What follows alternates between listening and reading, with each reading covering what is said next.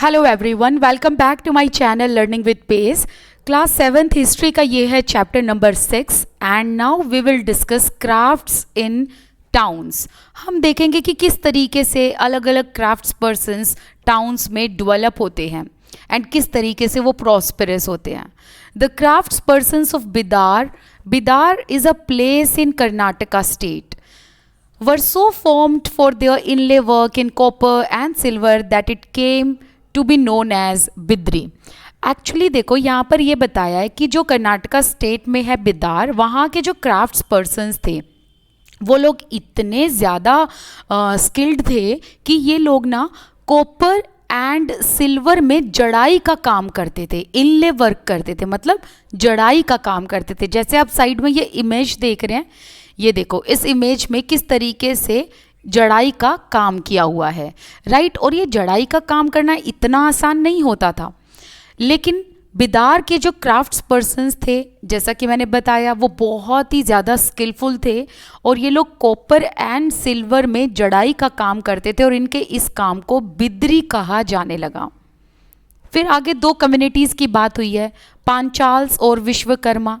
इसमें अलग अलग क्राफ्ट्स पर्सन्स थे, जैसे कि goldsmith, bronzesmith, blacksmith, masons and carpenters. So ये सब जो पांचाल्स और विश्वकर्मा कम्युनिटी से बिलोंग करते थे, ये सब क्राफ्ट्स पर्सन्स ना बहुत ही ज़्यादा इम्पोर्टेंट क्राफ्ट पर्सन थे, क्योंकि इनके बिना एक मंदिर का निर्माण असंभव था।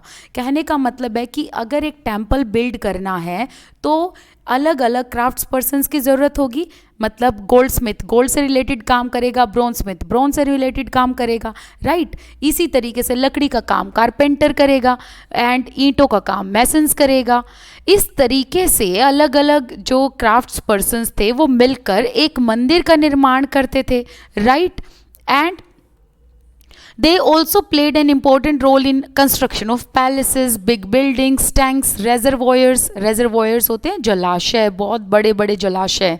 तो ये लोग टेम्पल्स के अलावा पैलेसेस को, बड़ी बड़ी बिल्डिंगों को एंड टैंक्स वगैरह, रिजर्वोयर्स वगैरह, इन सब को कंस्ट्रक्ट किया करते थे। लेकिन आपको ध्यान ये रखना है कि ये जो अलग अलग क्राफ्ट्स पर्सन्स थे ये कौन सी कम्युनिटी से बिलोंग करते थे, पांचाल्स और विश्वकर्मा कम्युनिटी। अब ये तो हुई बात कंस्ट्रक्शन की।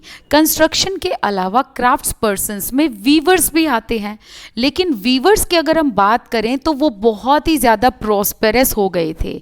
जैसे कि अगर हम बात करें सालियार और काइकॉलर्स की, राइट। तो ये जो वीवर्स थे ना, ये इतने ज़्यादा प्रॉस्पेरस हो गए कि इनके पास इतना पैसा आ गया, ये टेम्पल्स तक में डोनेशन करने लगे।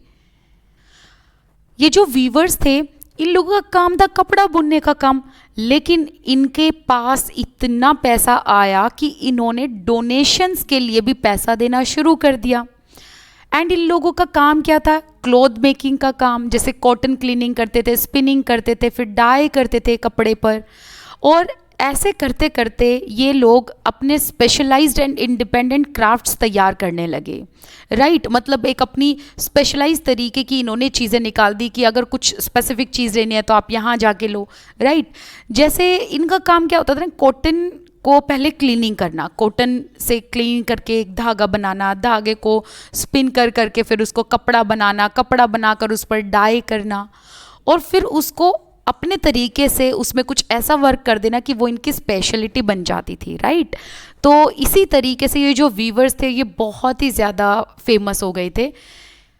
अ 17th century candle stand brass with black overlay. यहाँ पर देखो ये एक ब्रास में किस तरीके से जड़ाई का काम किया गया है और ये है बिदार के क्राफ्ट्स पर्सन्स का काम।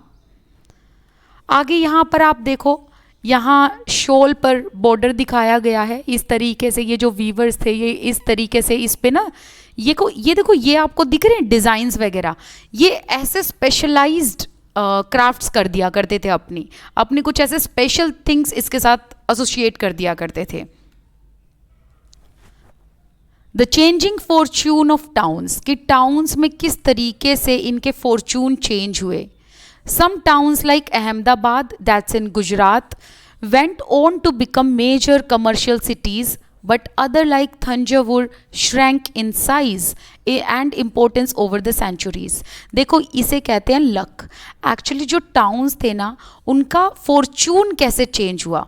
अगर हम तंजावुर की बात करें तो तंजावुर ना एक टाइम पर जैसे चोलास के टाइम पीरियड में ये इतना ज़्यादा फेमस था ना, तंजावुर इतना ज़्यादा फेमस और एक बहुत बहुत बड़ा कमर्शियल सिटी सेंटर था ये, राइट. लेकिन धीरे धीरे तंजावुर जो है श्रैंक होता गया साइज़ में भी और इसकी इम्पोर्टेंस भी कम हो गई.